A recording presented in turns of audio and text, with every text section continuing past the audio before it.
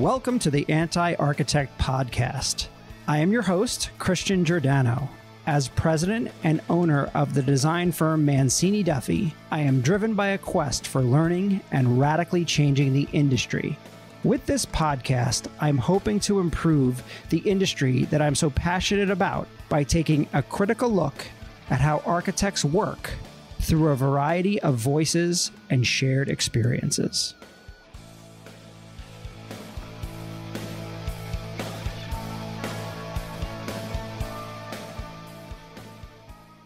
Hello, Anti-Architect Podcast listeners. I'm excited to have Liz Burow as my guest here on the Anti-Architect Podcast.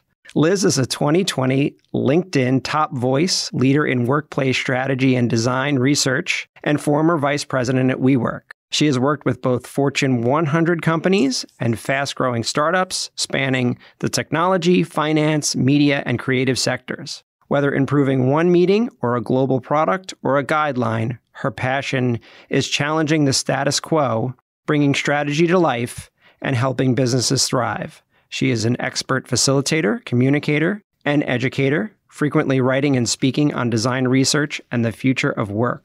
Liz has extensive experience teaching and leading workshops and has developed curricula for students and executives, designers and non-designers, with a special interest in getting people to work outside their own discipline and comfort zone. Liz has published in the Harvard Business Review. She is a visiting speaker at MIT, Harvard Business School, University of Michigan. She is also a visiting professor in design thinking at Cornell University, Parsons School of Design, and the University of Minnesota. In 2020, she founded Thinky Space, an insights and innovation practice that helps clients make space for thinking more creatively and collaboratively. Her clients include Salesforce, Heinz, and the National Gallery of the Arts. Liz, thank you for taking the time to be on my podcast. My pleasure. Thanks for having me. So let's get right into it. I love to ask this kind of question right in the beginning. If you had to pick one thing that annoys you about architects or designers, what would that be? Well, I don't want to poo-poo architects or designers, but the real thing that irks me about the profession is the education. Because I think, that's the chance to sculpt people into the right mindset. And I think the education is still focused on the form and responsibly, like delivering safely, a technically well-built building.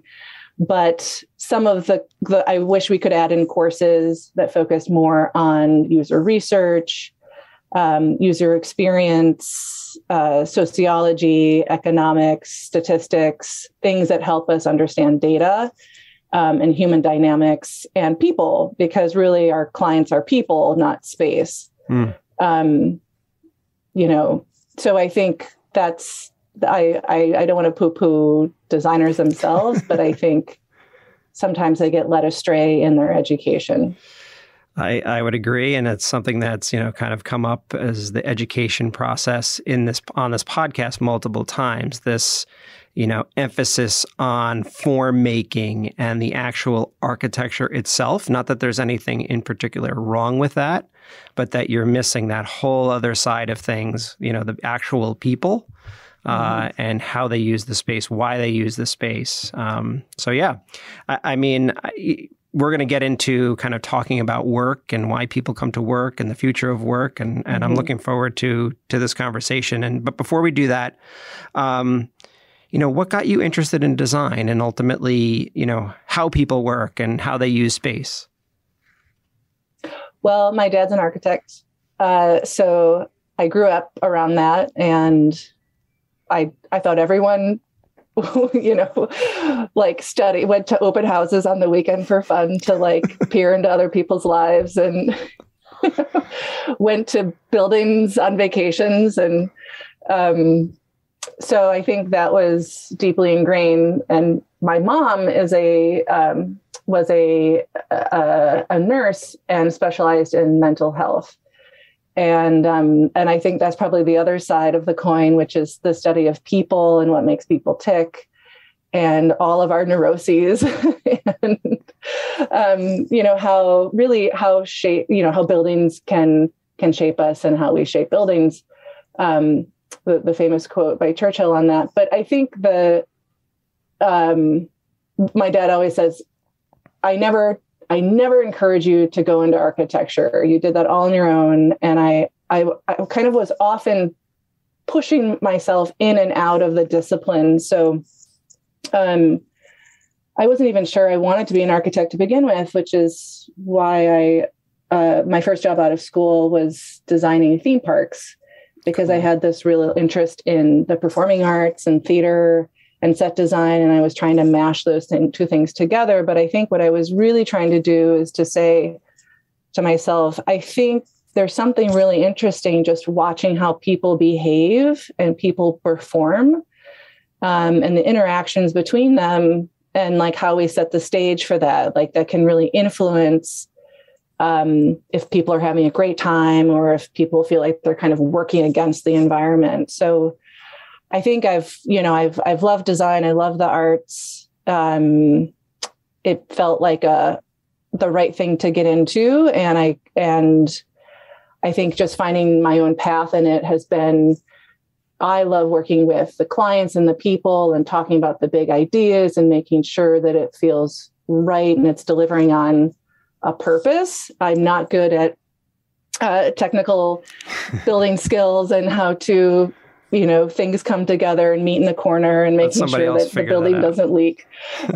So I think through kind of like natural selection, I found my way into this niche within the discipline. And I think there's all different kinds of design research, but we spend a lot of our time at work. And so a lot of companies are really trying to understand how to deliver the best experience at work. And so I thought, that's a really big kind of question mark or problem to solve. So I wanted to jump into that aspect of design research, and also there's a lot of jobs in that part of the market, to be honest. I love that your dad dragged you around on vacations looking at architecture. I did that as a kid even. So I always wanted to be an architect as a kid. To my parents were not architects, but my brother. And we, no matter where we were, I would find a building we'd have to go see for whatever reason. Looking back at old pictures, I saw there was a picture, we went to go see some Gary building, obscure building. I think it's actually been torn down since. That's how obscure it is, that they didn't keep a Gary building around. And there's a picture of me in front of it, and my brother is laying on the concrete, like just so bored. He's like a little kid just laying there. I think, oh my God, I tortured him. But I think, I do think when you're, at any age, but especially when I was young and even, out on my own, building vacations and experiences around like buildings as a destination was a really nice kind of agenda to have. It's like, let's go have like a journey, but like we were going to go look at this building. I did 3 months by myself in Europe in the winter doing that. And it was, I was like, okay, now I've seen every building I want to see, but I think there's something really nice about that, like a way to explore the world. Yep, I agree. But yeah, it gives you an end destination, and along the way, you find a different path there too. So yeah. So tell us just a little bit about your education, because you're very well educated, and I want the audience to get a sense of that, and then we'll talk some workplace. Yes, I have a lot of architecture education. I did my undergrad at Washington University in St. Louis.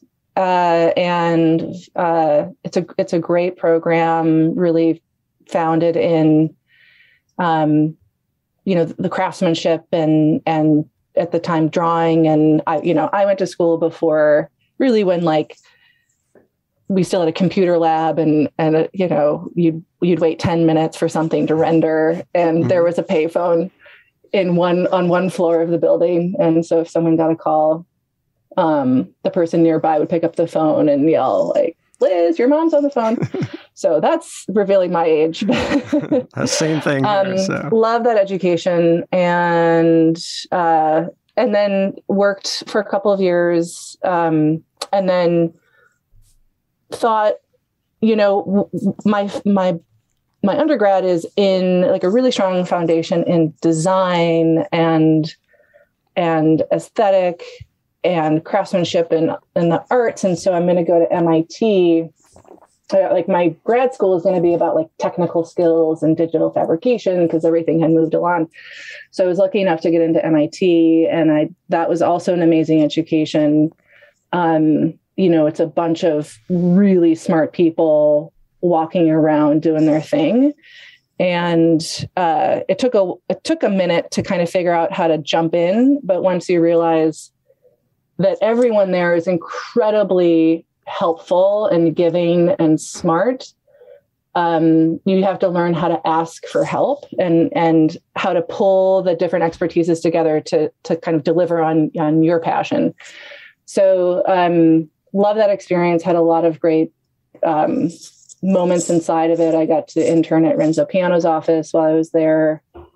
I traveled to Japan, traveled all over the world, met a lot of really great people in the media lab and the structures and engineering. But at the end of it, I thought, okay, now I'm going to go out and be an amazing architect and lead large cultural projects, which is what I did. And once I was doing that, I thought, I'm not sure I want to make a whole career out of delivering on buildings, because I think you're spending all this time like trying to build an expertise, like your deep technical knowledge, and just understand a whole industry and everything about it. And then when you start working, you start to understand more about yourself and what makes you tick. Yeah. And your own your own internal clock of like what makes me happy and how long can I run with something. And I learned I really like fast-paced projects. I was working on the World Trade Center Pavilion at Snøhetta, which was like a 5-year, 7-year project. And I thought, like, I can't do this. I'm not built for this. So, but I love my education. I love, everything I studied. I would love to go back to school, but never write a paper. I still have nightmares about that, but yeah, I was very lucky to get the education I have. So when you and I met, we met at HLW, and you were working and then ultimately running the workplace strategy department there. I always had an odd relationship with the workplace strategy group there because I never quite understood what they did until I met you. Oh, nice. And then, and I felt like we always had a good working relationship, and I always loved watching you kind of do your thing. Can you just explain kind of what workplace strategy is? And even I know there's a lot of architects that listen to this podcast, and I guarantee they're in the same position as me thinking, we don't need those workplace strategists. I can just do this kind of thing on my own. So what is it, and what are some of the methodologies behind it that you kind of bring to the table? Yeah. Well, first of all, I would love for every architect to do what I do. And that's kind of part of my mission is I don't want to be put in a corner to be, highly specialized or like a locked door of skills. The whole idea is like we should all be able to have a mindset of more human-centered listening and empathy building, and envisioning and consensus with a client. So really at the end of the day, workplace strategy or strategy in general is all the pre-design work. And if you're really good, you're also saying, what we need to do is make sure that we're really aligned with the client and what's the whole point of this thing. And the reason that's important to me is because before I got there as my profession, I saw a lot of architecture projects that didn't have that vision and didn't have that alignment up front. And you would slowly watch the project fail through the process over time because you were chipping away at at an idea that didn't have a really strong foundation. And so people are like, we'll push that problem down the line. We'll just put it in value engineering. We'll solve it in CA. or we'll just, people have to live with it in operations, or we hand over the key to the client. So it's not our problem if the building doesn't look good after 5 years, or, it doesn't solve the user need. So for me, it was really important to make sure that the client was able to express what they needed, and that they were speaking on behalf of true user needs. And so workplace strategy is really that concept of working directly with the client and end users on the front end of a project to make sure we understand why we're doing this. We set a vision. We have clear goals and accountability. We've developed principles and building blocks, and we have a kind of briefing that we can work with. And I don't want to use the term hand over to the architects, because ideally the designers are there in the front of the project too. And so it's this, seamless handoff to basically like, here's the principles of why we're designing this project. Here's a diagram of what adjacency should look like, the relationships between teams and space. And one of the most important deliverables at the time was the space budget or the space program, the quantities of space and the rationale behind it. And so that always was kind of like where rubber hits the road. You can talk about all these like big ideas, but really at the end of the day, the architects are trying to configure space and make sure they have the right amount of stuff, which means a lot to the end user, especially in workplace. So, if you don't have enough meeting rooms, you feel it. If you don't have the right kind of desks or desk configuration, you feel it. And so that's the front of the work. And then change management is a really big part of it as well. So guiding end users and employees and leaders through that change, that feeling of loss, and then excitement about something new, and making sure that people are really bought into it. I use the metaphor of it's like putting a new organ in a body, and you don't want organ rejection, which can happen sometimes with new concepts. So it's really, paying a little bit more to make sure that everyone's agreeing on these new ideas, and that they're sticky, and that people will adopt them. Yeah. So I don't know. I mean, how would you describe what I did? Yeah, no, I would say very much along those lines. You would get into the head of let's call them the end users or the client, really try to understand the DNA of what it is they were trying to achieve, why they were trying to. I always go back to sort of where your value comes in, and we'll talk about the data side of it later, but the why, why are we trying to do this? Why do you want to encourage people to perform a certain way at work, or do this at work, or collaborate in a certain way? I feel like a lot of times, all these little catchphrases and stuff are thrown out, but people are just kind of checking the boxes, and they're not necessarily then taking it and following it through. And I think the difference with the way that you worked is you stayed on top of it kind of as the project progressed. And I learned, to keep those, let's call them project mission statements or project goals, always at the beginning of a presentation. When I would start out a presentation that had a real robust workplace strategy component of it, we always referred back to that, and actually gave me ammunition as the designer to say, hey, everybody, before we start today, let's remember what the goals were of the project.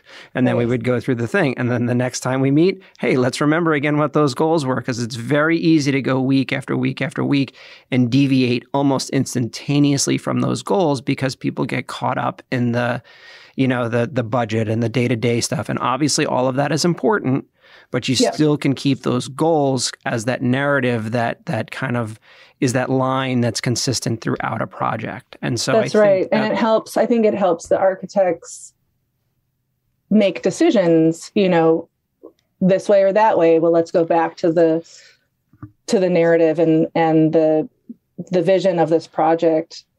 And it also is great for the clients, as they sell the new concept, they should have a narrative the story to tell about why they did this. So you're right. It creates a path, or some sort of foundation for everyone to go back to if things start to feel like they're going sideways. Yeah. And I'm not the kind of designer that I never embraced the blank page. The blank page staring in front of me was kind of meaningless. There were no rules, there were no nothing. Anything could happen. That never really excited me. I like the constraints. I like the reasoning behind things. I like that these are the goals. This is what the client needs. This is, or the aesthetics or the functionality or whatever it might be. The more constraints, in a sense, or the more reasons as to why certain design moves are being made, to me as a designer, made me feel like I was actually accomplishing something and I could get to a solution or a series of solutions or a series of ideas a lot faster than telling me, hey, I don't know what I want. You tell me what I want, kind of thing. That doesn't kind of help anybody. I guess there's some out there. I agree. I feel like it's very humbling, to sort of say to yourself, I'm not, that's maybe the other problem with the history of architecture is that we are not the lone genius, and the vision shouldn't just sit in our own head. I mean, the best ideas I think that I've ever had come out of just sitting and asking questions and then listening to the responses and starting to connect dots or say, oh my gosh, that's such an amazing insight that inspires us in this completely new way that we could never, ever have come up with on our own. So yeah, I think if people still don't believe in the idea of listening to your users and doing user research and having conversations, it's actually a creative valve. Yeah, absolutely. For the team to really inspire new ideas. Absolutely. So in thinking about workplace and office, I was kind of reminiscing. I think ever since I started working, especially on the, when it came to interiors, I've been doing this 25, 30 years probably at this point. And there's always been a document that whatever office I worked at, and we even have it right now, a document that is the office of the future. It's like, this is what it's going to be in the future. I don't know when that future is. Is that future now? Is the future 10 years from now, 100 years from now? I have no idea. But there was always this document. And it always seemed a little kind of hokey to me that this we're going to predict. But, I guess my first question on the office is an honest one, and I don't know what the answer is because I struggle myself. But will the office ever truly be the same post-COVID? And reading kind of what you've written, you talk about revolutionary change, and was this the revolutionary change, COVID, for the office? Well, I think it's a time, first of all, it pushed people's, kind of the naysayers and people who are more hesitant into doing something that they didn't think was possible. So I think it really reset people's expectations of we could never only work remotely, or we could never work distributed or hybrid. And I think, people can do things that are really hard. And a lot of, we're talking about knowledge workers, but a lot of knowledge worker organizations were able to do that and figure it out. And so I think there's something really inspiring in human ingenuity, to kind of figure it out. And I love the quote, you can act your way into new thinking. That's much easier than thinking your way into new action. And so part of my belief is there's there's the thinking and the document, but more importantly, just start doing something. And so I feel like the pandemic pushed us into doing something mindsets. But, I also despise kind of even the term, the future of work, but that's what people know that term. I like to think about, new ways of working, new models of working. Like how can we push the boundaries to kind of really challenge ourselves? Like, why do we do things a certain way? Like, is there a better way? So I don't know if I would call it the future of work, because I feel like a little bit like a snake oil salesman. A lot of people walk around and talk about that, but I think to me, what's really exciting about this is it's a chance for us to reset in a more organized way, the work experience transformation, as we have a bit of time to really think about it and plan for it and potentially even test and pilot new ideas. But it's still really hard. And you can see a lot of mindset slingshotting back to the nostalgic of, before COVID times. And I just want it to go back to the way it was. So I think part of me thinks, I was using this metaphor of, have you ever traveled abroad, like for a semester or been somewhere else for a while? So it's like if a class of 10 kids went to France for the year and they came back, two of them or one of them would be like, I'm moving to France. I am going to live in France for the rest of my life. They would be a total convert to this like totally out of the world experience. And then there'd be like the middle pack that would be like, you like come back and they're like, I love baguettes. I love, lattes. I love croissant. And they do that. And they'd maybe like be wearing berets, but over time they'd sort of like, maybe the one thing they kept was like, I love croissants and a good cup of coffee. And then the like, there's a couple at the bottom that are like, I just want a hamburger. And I feel like that to me represents what's going to happen with like a post-COVID time of like, there's going to be people that went to the extreme. There's going to be the middle pack. And then there's going to be a couple of laggards who are just like, just give me what I used to know. Does that make sense? It makes perfect sense. Yeah. I think it's going to be, it's not an all or nothing. It's just going to kind of extend this long tail of variety of work experiences. Mm-hmm. The thing that to me is really interesting is what I was doing after I left HLW, which was at WeWork, and really taking on this attitude that work, especially the workplace, is really an experience design that can be productized and thought of like at a system level. Mm-hmm. And it's about the design and the physical space and the aesthetic, but more importantly, it's about the activation of that space and the hospitality and the curation of events and community. That's what's really interesting and important, and as well as like how technology can support you. And I think people are kind of starting to realize that, but they don't quite have the language and words for it.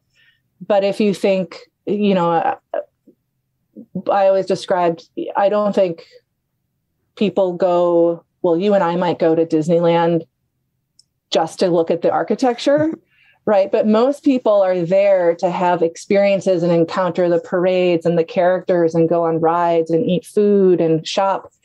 That's a curation of experiences. Yeah. And I think that's how we have to think about work too. It's a venue for things to happen. And if you want people to come back in a curated way, and you want to create that serendipity, it's maybe happening naturally because people are like running into each other in the hallways. But think about all the things that start to activate that. Is it food? Is it coffee? Is it events? Is it the way people are bringing you together, in new and interesting ways? So I think that's, to me, what I'm really interested about in terms of how the work experience will evolve. Yeah, is it's that people will think of it as an event or a kind of a curated experience. I think rather than a kind of like an expectation that we'll go there or we won't go there. Yeah. And I think it has to, especially as there is a hybrid kind of situation, right? Where people, I know from my own firm, I don't see us going back to 5 days a week. I see it. We've always been flexible, but I see it as being, even more flexible going forward. And even our new offices, that's the idea, is to set it up. And it's funny that you say curate experiences. That really is. And I would have loved to, say to a bunch of different architecture firms, although they would never go for this, like, hey, let's all move into one giant office space together and, let's kind of see what happens in that experience. And yeah, we'll all have different business lines and we'll all do different things, but it would be kind of interesting to see how that plays out. And maybe there's something new from an experience level that comes from there. But so, well, that actually, that reminds me of something. When we were at HLW was doing delivered on YouTube, the YouTube creator space in LA and New York. And I don't know if you were a part of that project, but I just thought that concept of a place for creators was so interesting because of that idea of it's pulling people from all different, they're not part of a same business. They're their own creators. They've got their own things going on. And you're pulling them into a place because of some sort of specific tasks they're trying to accomplish or resource they're trying to check out, or like booking a space for a certain amount of time. But when you come together, you're getting inspired and it's kind of this unbelievable energy.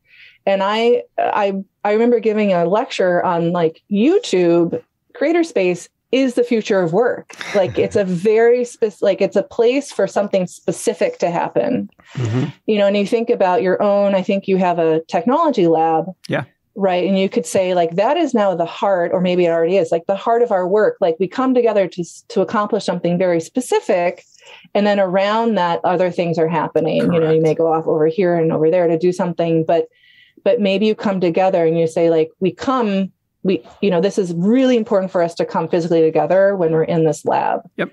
And other things can be done in, more dynamic ways. And that's exactly how our new office is structured. It really is. The lab is truly the centerpiece physically, and exactly from a process point of view is the center of the office. And that is why you're coming to the office.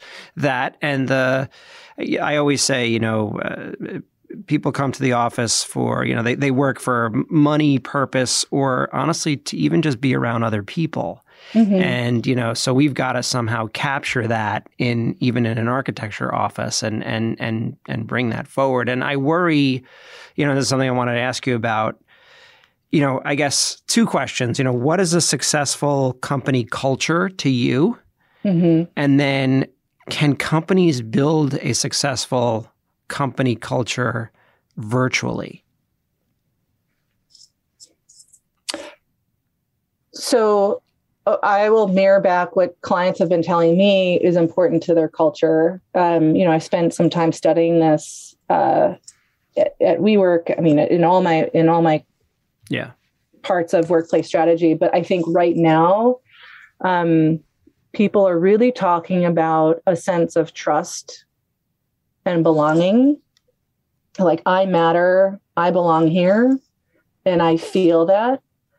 A sense of authenticity and inclusion, that you really you can empathize and understand where I'm coming from, and that you can see the world through my eyes, and you're creating equal opportunity and equal experiences for me. And then I think there's a second tier, which is I would say I think those are the, culturally speaking, there's a kind of a, this is a place where I can grow and learn.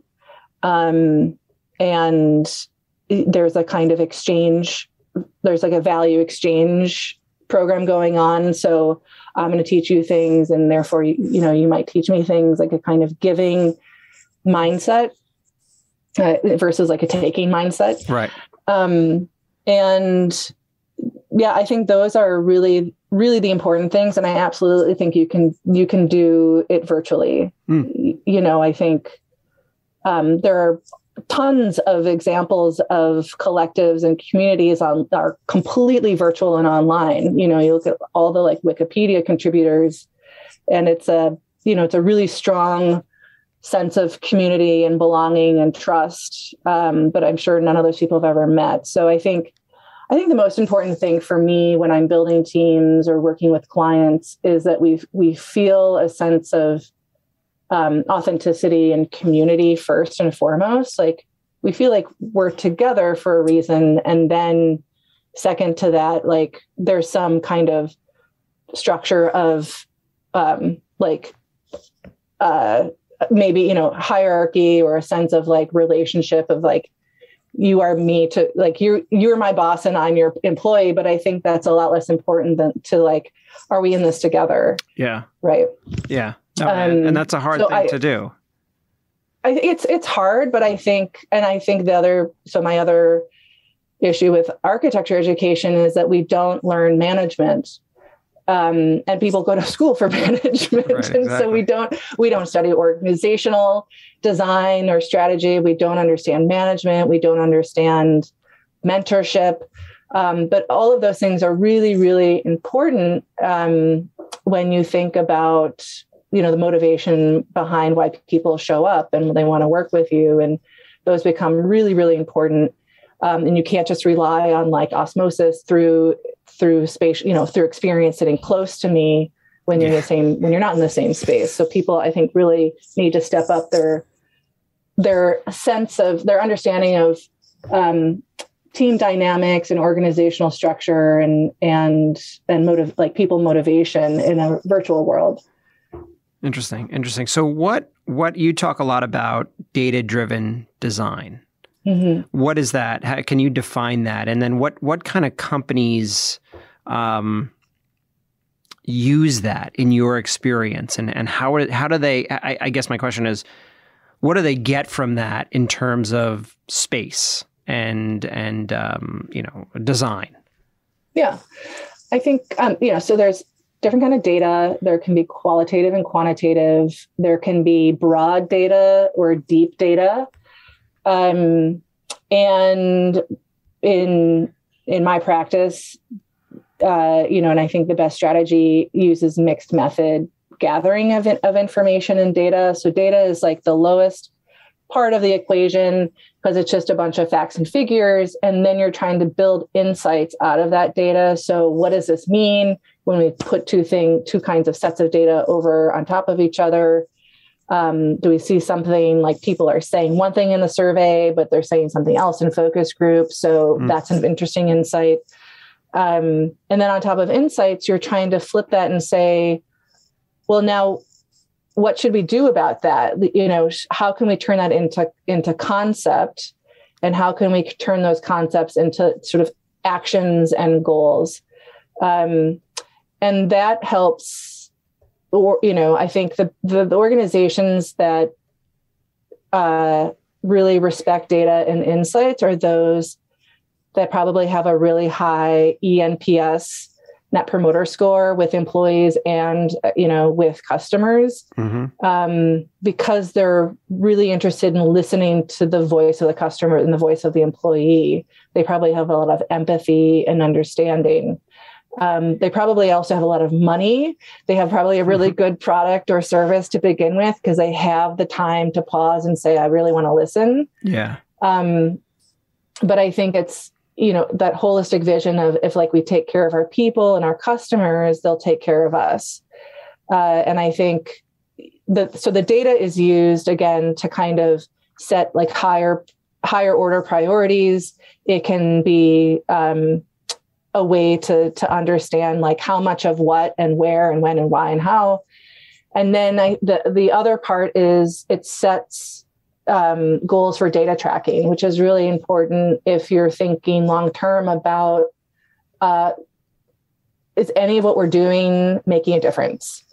So you want to start to, you want to set a baseline of, well, here was our employer Net Promoter Score, or here's how much space we had, or here's how much space people used. And then we tried to apply these new principles, and did any number change as a result? And because ultimately someone should be telling someone my work made a difference. Right. Right. You should be telling yourself that. Right. So I think that's where a lot of clients, maybe they lose focus and energy, is to continue to track that information. But if they do, they can tell really interesting stories to themselves, that can also feed into culture, right? Because you can uncover things about, some of that data that speaks kind of to the intangible things as well in your culture, right? Maybe underlying things or overarching things that you had no idea that was something going on in your company. And then you can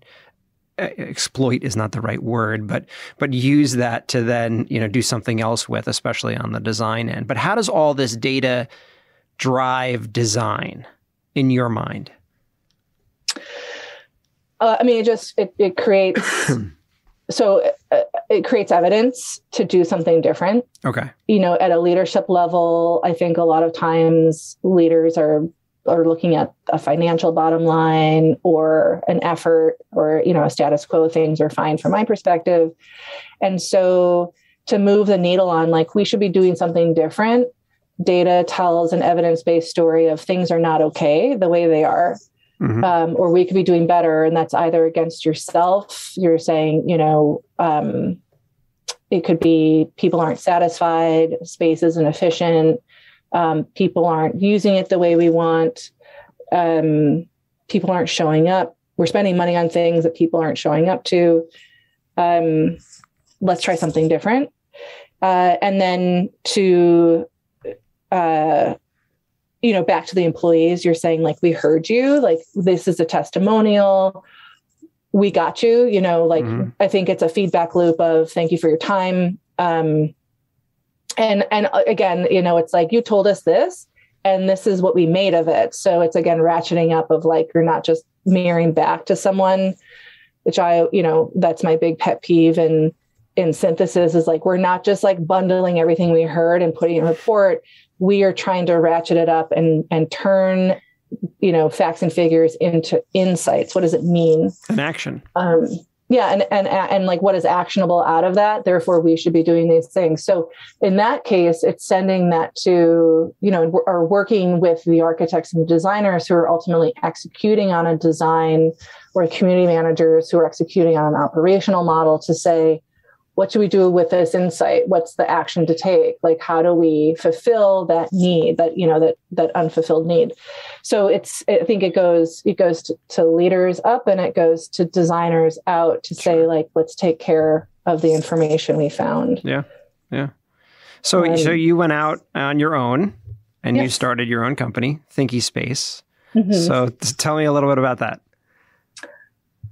Thinky Space is as I mentioned, is an insight and innovation practice. And really at the end of the day, it's me working really closely in advisory roles with my clients on all of these things, but more deeply embedded into their practice on an ongoing basis to deliver on work experiences, but more broadly, customer experiences. So if you think even as a workplace, as a delivery for the customer, and the customer is the employee, what I found is that I'm framing a lot of things in terms of what is the voice of the customer, what does the customer need, and how do we design an experience around those needs that's better than today? And what does success look like? So does it mean better experience or bringing a more widely diverse kind of customer to the table? What are the pain points they're having? And I think the unique perspective is my deep expertise is space, but I also understand team dynamics and organizational design. So the internal workings, the operational side and community management side of things, as well as technology integration, what technology can do. So when you bring all those things together, you're really starting to study a whole experience and all the touch points that are required to make that experience better. So some of my clients are workplace, and now I have clients that are a cultural institution. So we're looking at visitor experiences, both physically and digitally, in the museum space, which is really, really exciting, and lovely to work on something other than workplace. I'm sure. And ultimately, if everything moves more towards the hospitality side anyway, I think you'll find a lot of crossover between the two that can come back into the workplace side. Yeah. And the thing I think is what's really fun is obviously working for yourself is very fun because you're on your own boss, but I'm doing all of the work virtually and remotely. So I kind of feel like maybe I'm in some way a trusted advisor that's third party, that is sort of like a head in space that can be called upon. But I'm using all of these great techniques like Mural, and the Google Suite, and a lot of great technology that's bringing Slack, that's bringing people together in a collective way to collaborate virtually, which feels even more equitable than doing in person somehow. So I'm trying to experience the other side of work, which is, and really strengthen this argument of you can build strong ideas and strong teams virtually. But I also love, I love placemaking and I love in-person experiences as well. But a lot of it is really people coming and saying, I don't know, something's not quite right. I have a problem.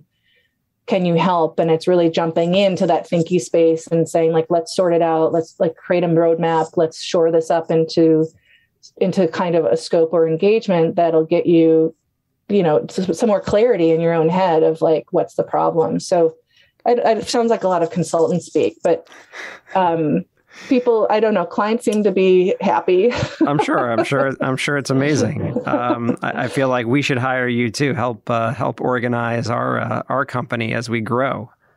Yeah, well, I already figured out, I did a quick read of you and I already figured out your space strategies. But I mean, I think your practice is also really interesting in that you're, what I find really fun and fascinating and exciting is that you're really taking on the idea of technology. And I think, more than VR and AR, the point is to get to how do we do immediate and more direct feedback loops and iteration in real time? Exactly. Which, and take on aspects of industrial engineering, industrial design, and think from these very small body, bodies in space experiences, which, the term body storming, where you're really trying to act out the experience. So I don't, for me, it's it seems very performative and exciting that you're saying, it's not about these big concepts and big ideas. It's really let's start with a person in space, and how do we make that feel really immediate is through this, you found the technology, but really trying to figure out how to use technology to advance the process in ways that felt slow or heavy. Exactly. That's the way I interpret what you're doing, which 100%. Is really exciting. It's exactly what we're doing. And the technology is sort of another tool to get there, but it is about the process. And as you said, it's the one thing that bothered me about the traditional process was the wasting of time, right? That you would do things on purpose to show a client, hey, I tried this even though I know it didn't work. And I couldn't stand that. It just seemed like a total waste. And that's why where you said it was heavy and that kind of things. Those are exactly the things that we were trying to avoid, and getting into design from day one, not sort of talking around it, but actually getting in and the experience of a person. And I think you and I had talked about this at one point. There's no drawing that I can do that shows what a chef is going to see when he bends down and he looks across underneath a bunch of hoods, or, what the outside of a building is going to look like when I'm actually the sidewalks 5 feet below the entrance. And actually, when I look up, all I see is the ceiling on the inside, right? So those are all experience things that you can get from the technology. They're simple, but they give you a better space ultimately in the end for you. Yeah, well, they make it function better. They make the user happier.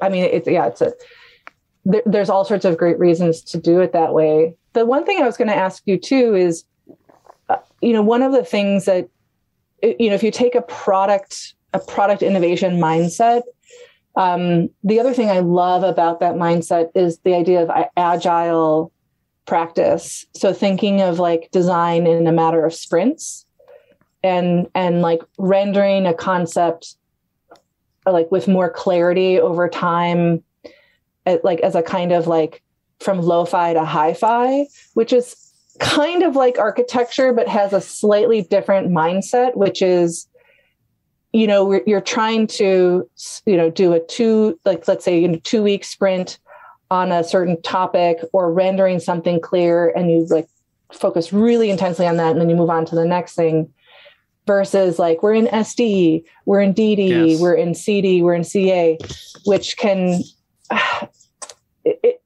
in any case, like we took that on at WeWork, and it was really, really gratifying and satisfying as a methodology, because there's a kind of a different cadence and momentum with the clients as well. You kind of like you can like clamp down on certain things, but also just this idea of like we have a long list of things to do. What are our top priorities and what gets backlogged? Right. And I think for young designers, that felt like refreshing and more applicable than I'm a junior designer, and so I do junior designer things. Yeah, exactly. But I was thinking like with your kind of, you speed up the feedback loops. Sprints could, I don't know if you design in that way, but just the Scrum and Agile way of designing could be a really interesting methodology to apply. And try to get away from that very linear process. Exactly. That's right. Spot on. Exactly what we do. So last question. What's the one thing you want the audience to remember about you?